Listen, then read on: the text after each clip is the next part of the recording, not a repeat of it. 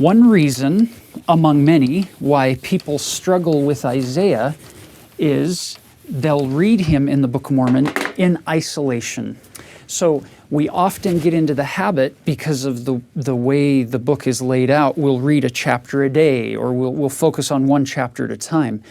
And when we do that, we miss some of the overarching beauty of how the book was put together.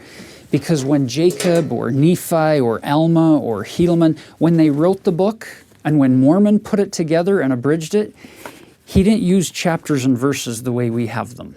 He didn't do that. He did have chapters, no verses, but those chapters are much bigger. And it would be worth some effort for you, if you want to look into that, to look at the original 1830 edition, how the chapters were broken out, and you'll find out, oh, this author intended for all of our current chapters to be read together as one unit or one whole. It'll change the way you look at some of these chapters. And actually, just briefly about that, Book of Mormon Central has, with the authorization of the church, created a new scripture reading experience called Scripture Plus. It's available on any mobile device. And we actually have the 1830 edition. I just pulled it up right here, where it is broken up into the paragraph formatting. So you can read the LDS 2013 edition. We also have a Book of Mormon Central edition with red lettering. But if you want to do what Tyler suggested, we have this free app. You can download it and look at actually how the Book of Mormon was structured originally when it flowed from the pen of Oliver Cowdery and the lips of Joseph Smith. Beautiful. Now, one other overview perspective here, and then we're going to dive in. There's a big difference between a Hebrew worldview and a perspective of who we are and identity, and a Greek perspective. The Hebrew people, Abraham, Isaac, Jacob, Joseph, the house of Israel, all of them, Moses, all of that group, all the way down into Jesus' time, the Hebrew people instinctively identify themselves at the group level or at the family level. There's a high sense of identity attached to my family, my tribe. My identity comes because I am of the house of Israel in this larger world. The Greeks come along and take over the world, and they flip that on its head. For the Greeks, it's all about democracy. It's all about every man for himself. Everybody is an individual identity, and so they find their identity more so at the individual local level, regardless of what's going on out there. When you read scriptures, notice that the Old Testament and the New Testament and much of the Book of Mormon is written from this perspective, where your identity comes by coming into the house of Israel, coming into the covenant family. Being a child of Abraham. Child of Abraham.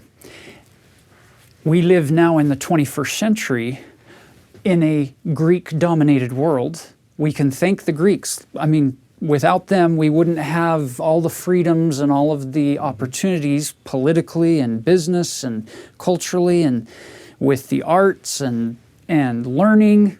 We have a lot of things to thank them for. So when you read your scriptures, notice that it's written from this perspective, but you can feel free to take them personally. So while we're talking about Isaiah referring to the house of Israel and the family and this group identity, that's good, and we're not taking that away. We would never want to take that away, because that's how it was given in its original context. I guess our point is, don't forget that you can take that one step to liken all scriptures unto yourself, bring them down off of the higher umbrella level, bring them down to the eye level, if you will. They're easier to see there and to relate to you, your family, your situation in your immediate situation. Circumstances. So what we're going to do is talk about the structure of 2 Nephi 6 through 10 so you can see what's going on here. Yeah, because once again, if we're not careful, what we'll do is we'll just read one chapter in isolation today, and then be confused, put it on the shelf, come back tomorrow, read another one, be confused, and then come back the next day and we might come across, oh, okay, now I understand this one, but we haven't benefited from looking at them the way the original prophet put them down as one whole. So here's what happens. Whenever you get Isaiah quoted in the Book of Mormon, try not to get into the trap of just reading it completely in isolation, because the prophets never package Isaiah in isolation. They put a nice little border around him. So you always watch for what they say as an introduction. They're going to give you a rationale, a reason. They're not just writing along or teaching the people and all of a sudden say, okay, pause, and then pull out Isaiah and start reading it to them. They don't do that. There's a reason they're going to Isaiah, and they usually tell you why they're doing that here in the chapter or chapters right before. So, as a parenting technique, if I actually gave my kids an introduction of why I'm lecturing them with Isaiah, they would receive it better. But I'm just jumping right in. There you go. Especially if at the end you give them your prophetic or parental commentary. Right.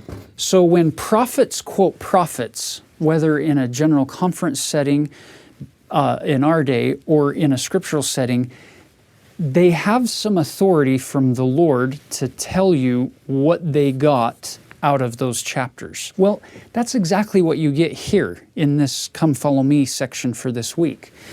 We get chapter 6. This is all in 2nd Nephi. Chapter 6, Jacob is going to introduce why he wants to go to Isaiah and why Nephi asked him to read these particular chapters. Jacob's on assignment from his presiding authority in this case, and he tells you that.